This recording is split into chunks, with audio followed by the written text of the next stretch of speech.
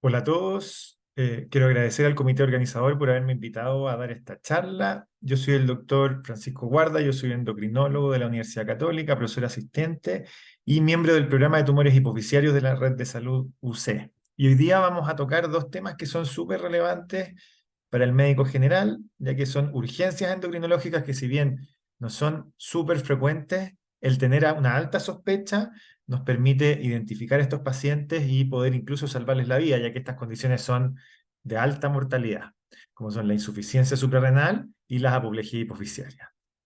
Vamos a partir. Primero, no tengo conflictos de interés para esta presentación y vamos a dividir la presentación en tres partes. Por la primera, vamos a hablar un poco cómo funcionan los ejes endocrinos, ya que esto es súper relevante para poder entender cómo funciona y qué es lo que ocurre en la insuficiencia suprarrenal y en la apoplejía hipoficiaria. Luego vamos a hablar propiamente tal de la insuficiencia suprarrenal y finalmente vamos a terminar con la apoplejía hipoficiaria, que también puede dar insuficiencia suprarrenal, así que vamos a ir mezclando un poco los temas. Entonces, partamos primero por cómo funcionan los ejes endocrinos. Sabemos que la hipófisis es una glándula que se encuentra sobre el hueso esfenoides en la silla turca y está encargada de producir hormonas que son esenciales para el funcionamiento global del organismo. O sea, hablamos de una glándula maestra y regula las funciones de la mayoría de las glándulas endocrinas, a excepción, por ejemplo, de las paratiroides. Cuando no producen las hormonas en cantidades normales, vamos a hablar de hipopituitarismo. Y el hipopituitarismo se va a definir como aquel estado de salud en que al menos una o más de las hormonas de hipofisiarias no están siendo producidas de forma adecuada. ¿Cómo se desarrolla la hipófisis? La hipófisis en el desarrollo embrionario viene de dos orígenes. Uno es del diencéfalo y del neuroectodermo, en que hay una evaginación de tejido del neuroectodermo que desciende y una evaginación también de la bolsa de Rathke que está en el techo de la boca, que se juntan y forman, por una parte, la que viene de la boca forma la adenohipófisis y la que viene del diencéfalo forma la neurohipófisis. La adenohipófisis es un tejido típicamente endocrino con células epiteliales que producen hormonas, mientras que la neurohipófisis que vemos acá en amarillo es la que solo contiene axones que traen hormonas producidas por neuronas hipotalámicas, que son la oxitocina y la antidiurética.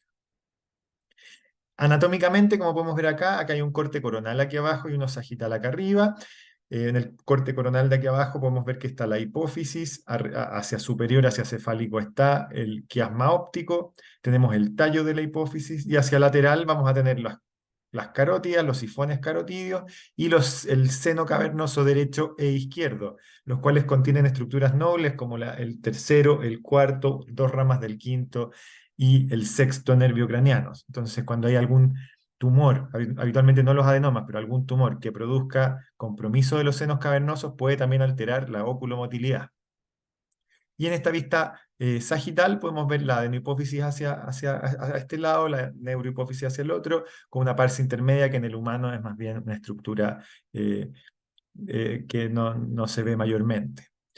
En este corte de una resonancia podemos ver las distintas estructuras también. Aquí bien hiperintenso se ve la neurohipófisis, que es lo habitual en una secuencia T1, la adenohipófisis hacia adelante, el quiasma óptico acá arriba y el tallo hipofisiario aquí. Si lo vemos ahí con más detalle con carteles, vamos a ver el quiasma acá arriba, el tallo, la adenohipófisis y la neuro hacia atrás y el hipotálamo acá arriba. El seno esfenoidal es lo que se ve negro aquí hacia abajo. Ahora, ¿cuáles son las hormonas que se producen en la hipófisis? Bueno, la adenohipófisis como tejido epitelial va a producir prolactina, hormona de crecimiento, las gonadotropinas, la tirotropina, la CTH principalmente. Mientras que en la neurohipófisis, como son axones, solo acarrea la antidiurética y la oxitocina. ¿Y cómo se regulan estas hormonas? Bueno, tenemos factores hipotalámicos, que son el factor liberador, por ejemplo, de gonadotropinas, el factor liberador de hormona de crecimiento, el factor liberador de tirotropina o de corticotropina, que van a viajar a través del plexo portal hacia la adenohipófisis a producir cada una de las hormonas que les mencioné anteriormente. Y, como les decía, en la hipófisis posterior es solo el viaje de las neuronas a través de los axones. Bastante énfasis le vamos a poner hoy día al eje corticotropo y fíjense acá, la hormona liberadora de corticotropina que viene del hipotálamo viaja por el plexo portal hacia la adenohipófisis, los corticotropos en este caso, que van a producir ACTH y esta ACTH se libera a la circulación y al llegar a la corteza suprarrenal va a producir cortisol y otras hormonas. Entonces vamos entonces a la insuficiencia suprarrenal y vamos a hablar un poco del diagnóstico y del manejo. Primero recordemos de generalidades del eje corticotropo, yo les mencionaba, vamos a tener un nivel hipotalámico, un nivel hipofisiario y un nivel adrenal, pero esta estimulación de los factores hipotalámicos, de los factores hipofisiarios, puede ser estimulada e inhibida por distintos factores. Por ejemplo, tenemos una regulación circadiana que la vamos a ver más adelante y que es relevante para hacer el diagnóstico, en que vamos a tener un cortisol y la ACTH que van a ser más altas en la mañana y más bajas en la noche. También el estrés fisiológico y emotivo y emocional también puede gatillar la liberación de CRH y por lo tanto también la liberación de ACTH y de cortisol. Y sabemos que hay condiciones como lo que se llamaba antiguamente el pseudo-Cushing o un hipercortisolismo no neoplásico, en que condiciones como el alcoholismo o la depresión severa o episodios psicóticos pueden desencadenar exceso de cortisol. Y además, al producirse el cortisol en la corteza suprarrenal, hace un feedback negativo a nivel hipotalámico e hipofisiario para inhibir la liberación de los factores liberadores y por lo tanto mantener la secreción en forma adecuada. A nivel hipofisiario, los corticotropos van a producir una sustancia, una proteína que se llama pomseo-propio-melanocortina, que es una proteína grande que por mecanismos posttraduccionales va a irse cortando en distintos péptidos que nos van a ayudar en distintas funciones. Y de estos, el que más nos va a importar hoy día va a ser la ACTH, que es la adrenocorticotropina, que es la que va a estimular directamente a la zona fasciculata y reticularis de la adrenal a producir cortisol y otras hormonas y andrógenos, por ejemplo. Pero también tenemos, por ejemplo, la liberación de hormona estimulante de melanocitos, esta la alfa-MSH, que se produce a partir de la propia melanocortina, y esto es lo que hace que cuando hay una insuficiencia suprarrenal de origen suprarrenal, o sea, primaria, esta alfa-MSH se eleve y haga que los pacientes se hiperpigmenten. Además, como les mencionaba, el ciclo circadiano es importante. Sabemos que la ACTH y por ende el cortisol son más altos en la mañana, en la madrugada, tipo 6, 7 de la mañana empieza el pic de ACTH, tipo 7, 8 empieza el pic de cortisol y tiene un nadir o concentración mínima ya hacia las 10, 11 de la noche. Por lo tanto, si uno quiere ir a medir insuficiencia suprarrenal, no sirve medirlo de noche ni en la tarde, sino que uno debería medirlo en la mañana, porque es cuando el cortisol está más alto. Y si está más alto en la mañana y lo encontramos bajo en la medición, por lo tanto ahí vamos a poder diagnosticar una insuficiencia suprarrenal. A nivel de la corteza suprarrenal tenemos tres capas. Tenemos la capa glomerulosa, que es la que produce mineralocorticoides y que es regulada por el sistema renina-angiotensina-aldosterona, que algo vamos a mencionar. Y a nivel de la zona fasciculata y reticularis, estas son directamente estimuladas y reguladas por la ACTH. Por lo tanto, cuando hay inhibición o disminución de la secreción de ACTH por un tumor, por una cirugía, por cualquier otro factor, si hay poca ACTH, lo que se va a ver afectado es la zona fasciculata y reticularis y por lo tanto la producción de cortisol y de hormonas sexuales. No así de la aldosterona, ya que la aldosterona es regulada principalmente, como les decía, por el sistema renina-angiotensina, que es el angiotensinógeno, o sea, perdón, el angiotensina 2 y el potasio. Finalmente, a nivel suprarrenal, cuando llega la estimulación por ACTH, se activan muchas enzimas, y esto no es la idea, ver cada uno de estos mediadores, pero sabemos que la ACTH va a estimular la producción de la actividad de estas enzimas y va a favorecer la producción de cortisol, de testosterona y también de estradiol. No así de aldosterona, que como les decía, depende de otros factores. Y en el sistema renina-angiotensina, como les mencionaba, esto va a depender principalmente del angiotensinógeno hepático, que gracias a la renina que es producida por el sistema yuxtaglomerular, se va a convertir en angiotensina 1, está en la circulación, especialmente en el pulmón, por la enzima convertidora de angiotensina va a pasar a angiotensina 2, y esta angiotensina 2 es la que va a ir a estimular la zona glomerulosa de la suprarrenal a producir aldosterona. Y la aldosterona, a su vez, va a viajar a distintos tejidos, no solo al riñón a retener sodio y agua, que es la función clásica, sino que también va a ir a los vasos sanguíneos y al corazón y va a favorecer por ejemplo, la fibrosis a nivel miocárdico, y es por eso que bloqueadores del receptor de mineralocorticoides o de la aldosterona pueden ayudar a disminuir la fibrosis cardíaca y mejoran incluso la insuficiencia cardíaca.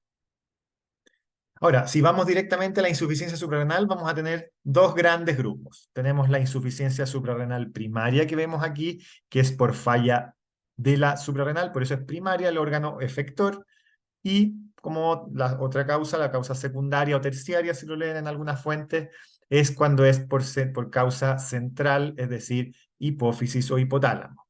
Ahora, ¿cuáles son las diferencias entre cada una? La insuficiencia suprarrenal primaria, como les decía, hay deficiencia de las tres zonas de la corteza, glomerulosa, fasciculata y reticularis, por lo tanto va a haber déficit de aldosterona, es decir, de mineralocorticoides y de glucocorticoides, además de hormonas sexuales. La clínica principalmente va a ser muy similar, sin embargo, en la primaria vamos a tener deficiencia de mineralocorticoides, por lo tanto vamos a tener pacientes con hipotensión, con hipercalemia, etc. Los síntomas y signos de deficiencia de cortisol son similares en ambas, y la otra característica de las insuficiencias primarias es que los pacientes presentan hiperpigmentación de piel y mucosas, y esto es por la estimulación, por el aumento que produce la alfa-melanocortina. Además, tiene estos pacientes con insuficiencia suprarrenal primaria, al tener la suprarrenal misma con una falla y con una alteración y disminución completa de la producción de cortisol, tienen más riesgo de crisis suprarrenales que en las secundarias, en que todavía la suprarrenal algo produce. Y si nos vamos a las secundarias, como les decía, hay deficiencia de la zona fasciculata y reticularis, es decir, de cortisol y de hormonas sexuales, pero no de aldosterona, así que la renina y la aldosterona van a salir normales. Vamos a tener también signos y síntomas de deficiencia de cortisol, pero no va a haber hiperpigmentación de piel y mucosas. Y como en estos casos la ACTH es la que falta, si uno mide ACTH, aquí la ACTH va a estar baja o inapropiadamente normal, versus en las primarias que vamos a tener ACTH muy elevadas. En general, las insuficiencias centrales, la causa más frecuente, como vamos a ver, es exógena, es decir, por el consumo de corticoides exógenos, y vamos a ver por qué el mecanismo ahí. Pero habitualmente cuando es por causa endógena, es decir, por un tumor o alguna condición semejante, va a haber asociación con otros déficits.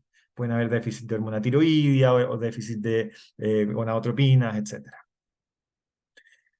Vamos a la insuficiencia suprarrenal primaria, la falla adrenal propiamente tal. La causa más frecuente en todo el mundo es la enfermedad de Addison o la causa autoinmune, y esto es 70-80% de los casos. En general, esto es desde el siglo XX en adelante, esta es la primera causa. Sin embargo, antiguamente y en países subdesarrollados, la causa principal sigue siendo la tuberculosis. Otras causas más raras, por ejemplo, las metástasis o los linfomas suprarrenales son raros, pero para que una enfermedad sistémica produzca insuficiencia suprarrenal primaria, tiene que tener compromiso de ambas suprarrenales y más del 90% del parénquima.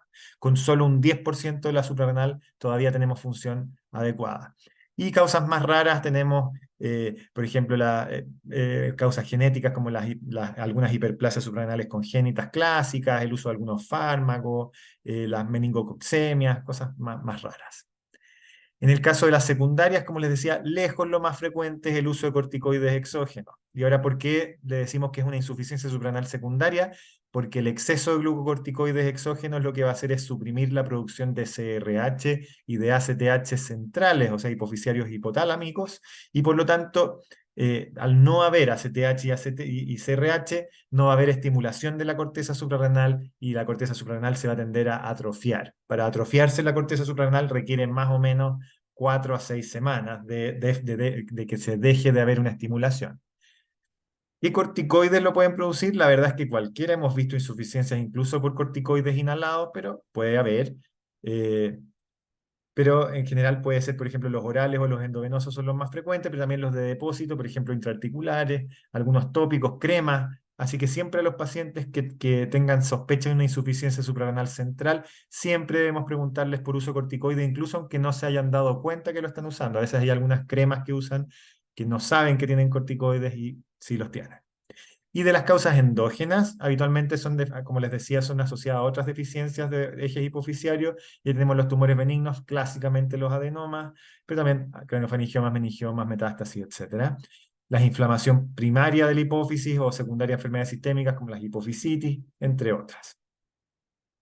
Así que importante, causa más frecuente y pasada por alto es el uso de corticoides exógenos. Incluso pacientes con hiponatremias de repente que llegan, que les pillamos un cortisol medio bajo, hay que interrogarlos 5 o 6 veces y preguntarles una y otra vez por el uso de algún corticoide, incluso en crema. Ahora, ¿cómo estimamos el riesgo de insuficiencia suprarrenal en un paciente que usa corticoides, como les mencionaba? En general, un paciente que usa corticoides por menos de 4 semanas en dosis, en cualquier dosis, tiene un bajo riesgo de insuficiencia suprarrenal, ya que 4 semanas es más o menos el corte en que se requiere de tiempo para que la corteza suprarrenal se atrofie, ¿ya? Pero ¿qué signos clínicos o qué elementos clínicos nos van a ayudar a decir que estos pacientes tienen riesgo al medio, menos intermedio o alto? Es que usen dosis altas de corticoides o de corticoides, por ejemplo, dexametasona o betametasona, que tienen una potencia mayor y una vida media más larga, que esto sea por más de 4 semanas y por dosis suprafisiológica. Especialmente la dosis nocturna es más dañina que la diurna, ya que si lo damos en la noche el corticoide va a suprimir más el eje, la dosis va a estar, la dosis ingerida va a ser más, y la concentración plasmática va a ser más alta durante la mañana y por lo tanto va a suprimir el eje más fácil. Y además aquellos pacientes que tengan un fenotipo cuchingoide, es decir, que tengan estrías, que hayan tenido aumento de la redistribución de la grasa, etcétera. Todos esos pacientes van a tener más riesgo y por lo tanto esos pacientes tenemos que estudiar. ¿Cuáles son las manifestaciones clínicas de la insuficiencia suprarrenal? En general, lo más frecuente es la astenia y la debilidad. Eso es lo que presentan la gran mayoría de los pacientes, pero es un síntoma muy inespecífico. Cosas más específicas, especialmente de insuficiencia suprarrenal primaria, es la hiperpigmentación y tenemos pacientes que de repente no son tan evidentes porque uno piensa a lo mejor es más moreno el paciente, pero uno le pregunta y te dice, yo me hiperpigmenté hace unos meses y esto no se me ha pasado y no he ido a la playa, no he estado expuesto al sol. Otra cosa son, por ejemplo, la hipotensión o la pigmentación de mucosas, que también son propias de la insuficiencia suprarrenal primaria. La apetencia por la sal o la avidez por la sal también es frecuente, eh, cerca de un 22% de los pacientes, y uno les pregunta si tienen como ganas de comer cosas más saladas, ¿ya? Síncope, más raro. Y de la insuficiencia suprarrenal central, la verdad es que los síntomas son súper inespecíficos, tienden a tener más hipoglicemia, los pacientes con insuficiencia suprarrenal central más que los primarios, y eso principalmente porque se asocia a déficit de otros ejes. Y en el laboratorio, otras cosas que podemos encontrar es eosinofilia. Los eosinófilos tienden a subir ya que los corticoides están involucrados en la supresión de la respuesta alérgica. Vamos a tener hiponatremia, que en general con las insuficiencias primarias, como no hay aldosterona, va a ser con un volumen circulante efectivo bajo, mientras que va a ser más bien normal por una especie de SIAD secundario en las insuficiencias centrales. Y en las primarias van a tener hipercalemia también por el déficit de mineralocorticoides. En casos muy excepcionales podemos ver hipercalcemias que son PTH independientes, es decir, hipercalcemias con PTH suprimida, y eso es porque el déficit de cortisol produce, o sea, la insuficiencia suprarrenal produce déficit de algunas proteínas que hacen que el hueso libere más calcio en forma activa. ¿Por qué es importante reconocerlas? Porque puede provocar shock refractario, es decir, pacientes que incluso con drogas vasoactivas no respondan, e incluso la muerte. Por lo tanto, tenemos que tener un alto índice de sospecha. La incidencia de una crisis adrenal grave es de alrededor de 6 a 8, 6 a 8 casos por 100 pacientes por año, y es una emergencia, como les digo, es una emergencia médica. Y los síntomas son los que les mencionaba, y pueden ser muy anodinos y no podemos pensar que es por otra cosa, pero tenemos que tenerlo en la cabeza como un diagnóstico diferencial. Y siempre ir a buscar el desencadenante, infecciones, eventos cardiovasculares, que no se tomen un medicamento, si tomaban corticoides lo suspendieron bruscamente, etcétera. Ahora, ¿cómo vamos a hacer el diagnóstico? En general, el diagnóstico se hace con un cortisol sérico en la mañana. Como les decía, no sirve de nada medir en la noche, ya que en la noche es cuando debe estar bajo el cortisol. Así que si lo tomamos en la mañana, que es cuando debe estar alto y está bajo, nos hace el diagnóstico. La ACTH plasmática es útil para evidenciar cuál es la causa, si es primaria o secundaria. Va a estar alta en las primarias y va a estar normal o baja en las centrales. Y en casos en que el cortisol no nos dé una respuesta categórica, podemos usar el test de ACTH para cortisol, es decir, la estimulación del cortisol por ACTH exógena. Y eso se toma una muestra, se administra ACTH exógena y luego se mide el cortisol a la media hora o a los 60 minutos.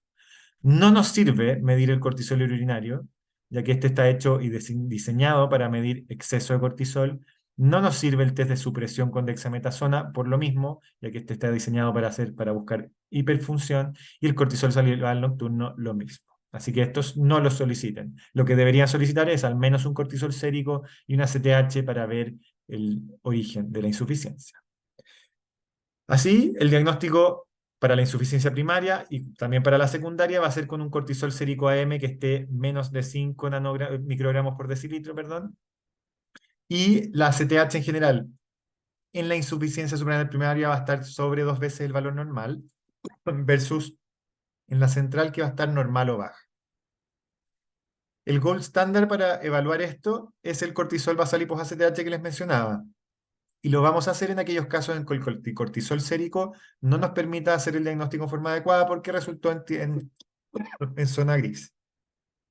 Además, algunos otros exámenes que nos van a ayudar son la renina, que va a estar elevada, y la aldosterona va a estar baja en la insuficiencia primaria, y el DEAS, que es un andrógeno suprarrenal, va a estar bajo también en la insuficiencia suprarrenal primaria.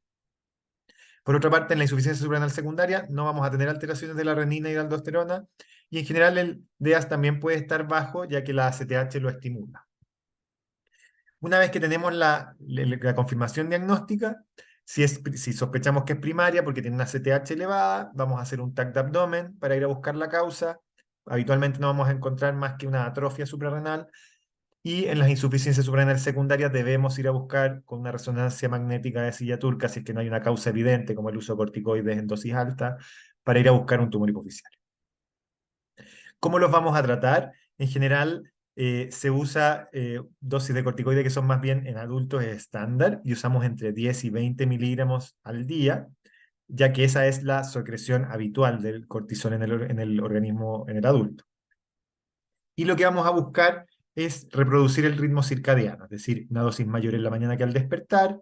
Vamos a usar la dosis de vespertina lo más temprano posible, es decir, alrededor de la hora de almuerzo, máximo a las 5 de la tarde, ya que sabemos que los corticoides producen euforia e insomnio.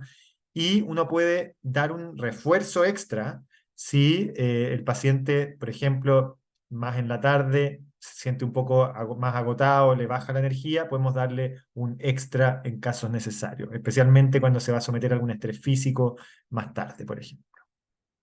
¿Y cómo lo hacemos entonces? En general vamos a dar hidrocortisona, que es un corticoide igual al cortisol, y vamos a dar 10 a 15 miligramos en la mañana al despertar. Las pastillas son de 20, así que les damos media pastilla al despertar, y máximo a las 5 de la tarde le vamos a dar un cuarto de pastilla, es decir, 5 miligramos. Con eso, si bien no es exactamente igual al ritmo normal fisiológico, lo hacemos lo más parecido posible. Como les decía, si hay una fatiga vespertina, va a hacer alguna actividad, de repente yo les digo a los pacientes, si va a ir a un matrimonio en la noche, tómese 5 miligramos más antes de ir, por ejemplo. Y como les decía, tratar de reproducir el ritmo circadiano por lo que les mencionaba antes. Ahora, en una crisis suprarrenal, lo importante es, ante la sospecha, si yo no puedo confirmar el diagnóstico bioquímico porque el paciente, por ejemplo, llegó a las 6 de la tarde y no podemos esperar hasta las 9 de la mañana siguiente para medir el cortisol, ahí es preferible que si uno lo sospecha, administre hidrocortisona, y eso es lo que sugerimos administrar es un bolo de 100 miligramos de hidrocortisona endovenosa y luego mantener 50 miligramos cada 8 horas. La suprarrenal en el máximo de producción no produce más allá de 150 miligramos en un día, así que dar dosis mayores, 100 cada 8, 200 cada 8, no tiene mayor sentido. Y siempre ir a buscar el desencadenante y manejar las comorbilidades. Y el último pilar del tratamiento de los pacientes con insuficiencia suprarrenal, y esto ya cuando ya están en fase más estable, es la educación y explicarles en qué consiste la condición y qué es lo que deben hacer en caso de que tengan un estrés, por ejemplo, fisiológico. Esto habitualmente se olvida, nadie le explica a los pacientes y es por eso que nosotros desarrollamos un instructivo que le damos a todos los pacientes que tienen insuficiencia suprarrenal en que le explicamos qué hacer y se los mandamos a su correo electrónico para que lo tengan. Primero es darles una identificación que diga que tiene insuficiencia suprarrenal, porque si alguien llega inconsciente a una urgencia donde están ustedes y dice en una pulsera que tiene insuficiencia suprarrenal, ustedes van a saber que deben darle hidrocortisona en dosis de estrés, versus un paciente que no diga nada, no van a tener ni siquiera la sospecha. Por otra parte dice la dosis que van a usar, en caso de fiebre o de algún cuadro, un estrés ambulatorio, por ejemplo, un resfrío, COVID, etcétera, les decimos que usen una pastilla de 20 miligramos 3 veces al día mientras le dure la fiebre, o sea, triplicamos la dosis. En caso de vómito o de diarrea o de intolerancia oral, les recomendamos usar formulaciones intramusculares. Y en caso de cirugía, hacer lo mismo que hacemos en una crisis suprarrenal, es decir, darle 100 miligramos antes de pabellón y luego dejarlos con dosis de estrés posterior a la cirugía. Y vamos a la última parte de la presentación, que es la apoplejía hipoficiaria, cuando la vamos a sospechar y qué vamos a hacer. La difusión hipoficiaria, como les decía, tiene múltiples causas. Vamos a tener tumores, enfermedades sistémicas, etc. Y una de las condiciones que también puede afectarlas son condiciones vasculares. Y es frecuente, por ejemplo, encontrar aneurismas que afectan a la silla turca y aprietan a la hipófisis y producen, por ejemplo, hipopituitarismo por compresión por un aneurisma. O lo que vamos a conversar hoy día, que es la apoplejía hipoficiaria. Una condición especial es el síndrome de Sheehan, que es un infarto de la hipófisis que ocurre en el periodo posparto por hiperplasia, no por tumor, sino que en el embarazo se produce una hiperplasia de la hipófisis y al haber una hemorragia posparto, las pacientes produce un infarto de la hipófisis y por lo tanto un hipopituitarismo agudo. Y esas pacientes también pueden hacer insuficiencia suprarrenal agudas posparto. Pero vamos a la apoplejía. ¿Cómo la vamos a definir primero? Vamos a hablar de un síndrome clínico que consiste en la aparición repentina de cefalea intensa, a veces con vómitos, y se va a asociar a síntomas neurooftalmológicos, es decir, puede haber deterioro visual, con o sin alteración del estado mental, puede haber alteraciones tanto de campo visual como de oculomotilidad, y esto es causado habitualmente por una hemorragia o un infarto agudo de un tumor hipoficiario u otra patología hipoficiaria. Es decir, para que haya una apoplejía tenemos que tener, por una parte, una hemorragia o un infarto hipoficiario y por otra síntomas neurooftalmológicos. Una hemorragia hipoficiaria sin síntomas no es una apoplejía, ¿ya? Y eso es un hallazgo que no es infrecuente de encontrar en resonancias que se piden por otra causa, encontrar focos de sangrado y el paciente no tener ningún síntoma. Eso no es una apoplejía, eso es una hemorragia. Hemorragia va a ser cuando se asocia a síntomas neurooftalmológicos. Es una condición que es más bien infrecuente, pero sabemos que afecta casi alrededor, en algunos estudios hablan de hasta un 10-12% de los pacientes con adenoma, pero la gran mayoría de los pacientes que tienen apoplejía hipoficiaria no saben que tienen un adenoma previo al diagnóstico.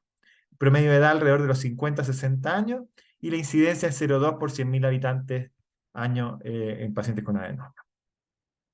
¿Por qué se produce? Hay varias causas, como les decía, por una hemorragia celular o por un infarto celular, y estos habitualmente pueden ocurrir porque cuando hay un tumor en la hipófisis, un adenoma, hay liberación de distintos factores que hacen que la vasculatura se ponga distorsionada, es decir, son vasos de mala calidad que pueden romperse por factores que habitualmente no lo producirían. Y esta distorsión de la vasculatura va a generar o una hemorragia o directamente un infarto de la silla turca y un infarto de la hipófisis. Ahora, en algunos casos podemos identificar predisponentes, y estos predisponentes son múltiples, están descritos en la literatura un montón. Sin embargo, los más clásicos que uno reconoce, por ejemplo, el uso de antiagregantes o anticoagulantes, en algunos pacientes el uso de estas drogas puede engatillar una apoplejía hipoficiaria, pero no es algo que nosotros vayamos a sugerir que no lo usen por el riesgo de apoplejía. Si tiene el paciente una fibrilación auricular del anticoagulante, porque es más grave que un accidente vascular que el riesgo potencial de una apoplejía hipoficiaria. El uso de agonistas dopaminérgicos que usamos para prolactinomas también puede generar apoplejía por un cambio brusco de volumen en la silla turca.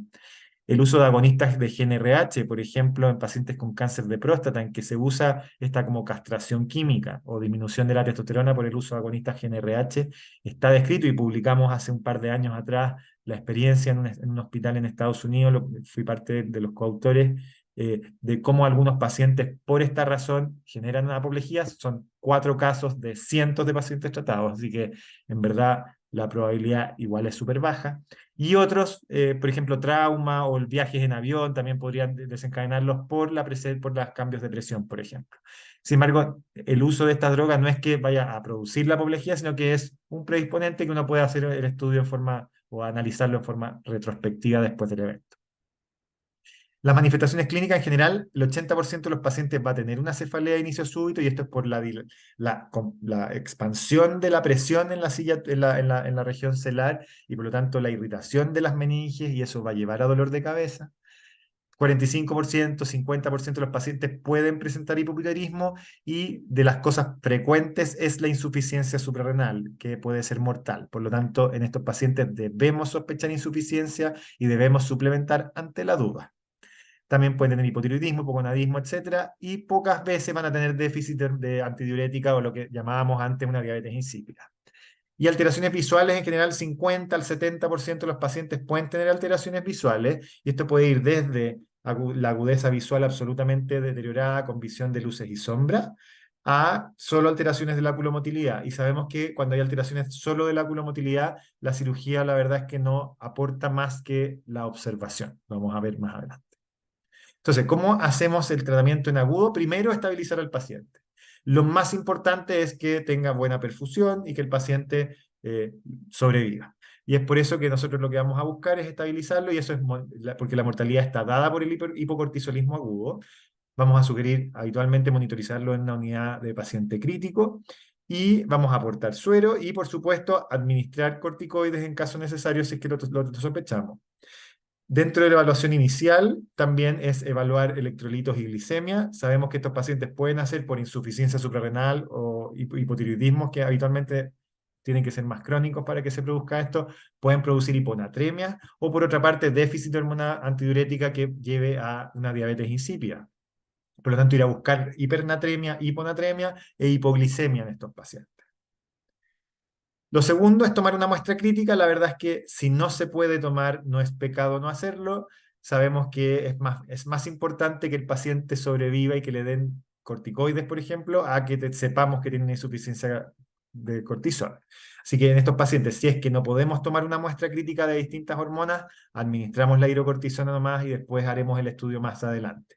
Y eso lo hacemos igual como les mencionaba para las dosis de estrés: hidrocortisona 100 miligramos endovenoso en bolo y luego 50 cada 6 o cada 8 horas según cómo esté el paciente.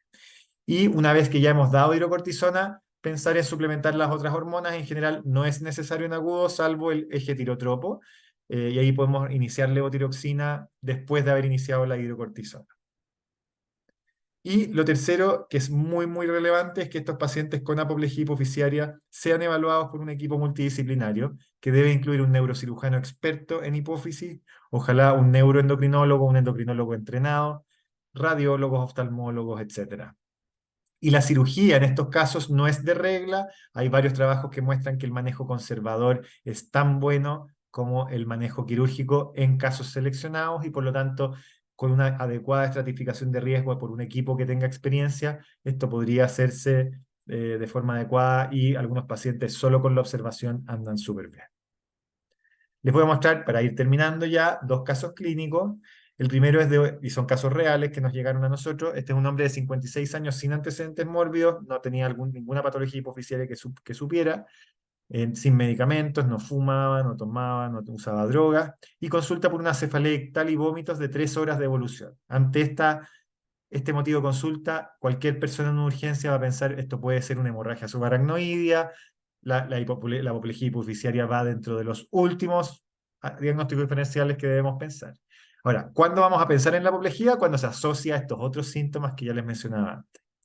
No tenía compromiso de conciencia, no tenía convulsiones, pero sí dentro de la evaluación estaba un poco hipotenso, estaba taquicárdico, tenía un hemogluco que estaba bien, un poquito alto, pero estaba bien, y tenía diplopia. La diplopia ya ahí nos hace pensar: si es una hemorragia, debe estar afectando algo en la silla, en la suya turca, o no se nos cabe el noso. Y efectivamente, al evaluar al paciente, si lo miramos aquí, acá está mirando de frente, vemos que tiene un poquito de tosis del ojo derecho, y cuando hacemos que mire hacia lateral izquierdo, el ojo no logra la excursión hacia nasal, y cuando le decimos que mire hacia lateral derecho, vemos que el ojo derecho sí se va hacia lateral de forma sin oposición de los músculos mediales. Por lo tanto, esto parece ser una paresia del tercer nervio craneano derecho. Y efectivamente le hicimos una resonancia y tenía una lesión celular y con signos de sangrado. Se fijan acá unas zonas más hiperintensas que muestran que pudiera haber sangre en esa zona. Le hicimos algunos exámenes en ese momento. Tenía una prolactina muy disminuida. Cuando la prolactina está tan baja, habla de que parece que la hipófisis no estuviera funcionando nada. La hormona de crecimiento estaba bajita también. Tenía un poco de hipogonadismo, no tanto, pero tenía la testosterona un poco baja. Podemos ver acá también que TSH estaba normal, pero la T4 total estaba baja, lo que habla de un hipotiroidismo central, y el cortisol estaba en 3. Por lo tanto, este paciente tenía insuficiencia suprarrenal central por una apoplejía hipoficiaria.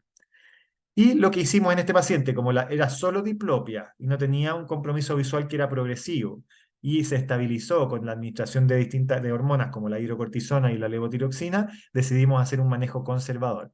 Y le hicimos una resonancia a los 3 meses y miren lo que pasó. Con manejo conservador, el tumor desapareció y el paciente recuperó la motilidad ocular en forma normal.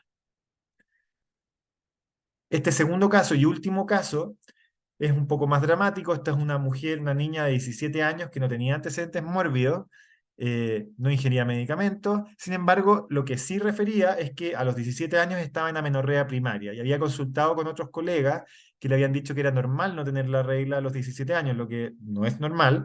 Pero el único antecedente que sí le habían logrado obtener era que su madre había tenido la menarquia también a los 18. Entonces asumieron que esto era una menarquia más tardía.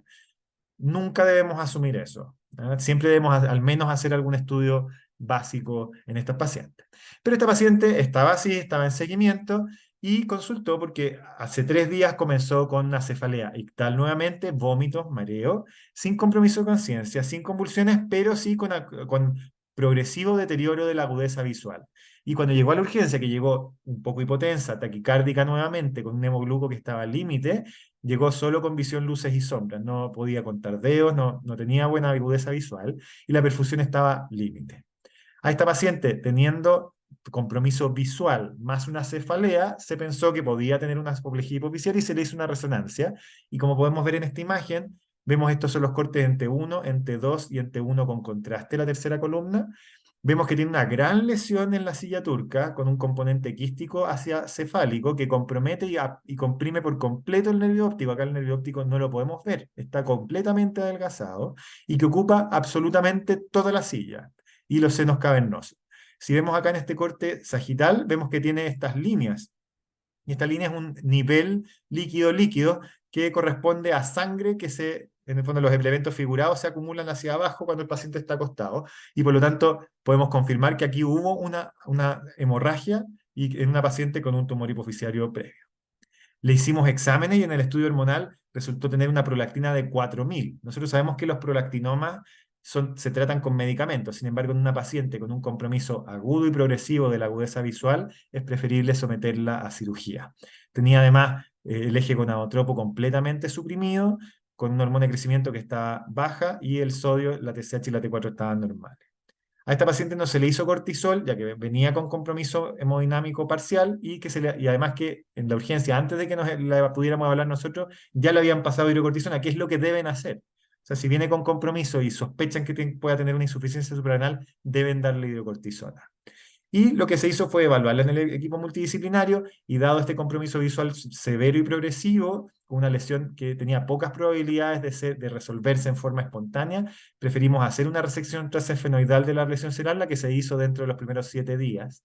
Y la paciente recuperó parcialmente la visión, no por completo, pero sí ya lograba ver en forma más adecuada que solo luces y sombras, como se presentó inicialmente. Y además logró recuperación parcial de ejes, no así el gonadotropo, y tuvimos que inducirle una pubertad con estrógenos exógenos.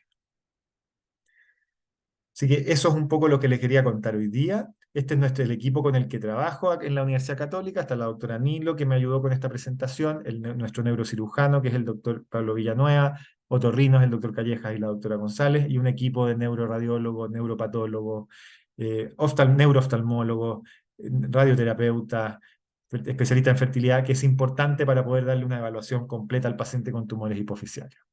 Quedo abierto a preguntas, me las pueden mandar a través del equipo coordinador de este curso y muchas gracias por la atención.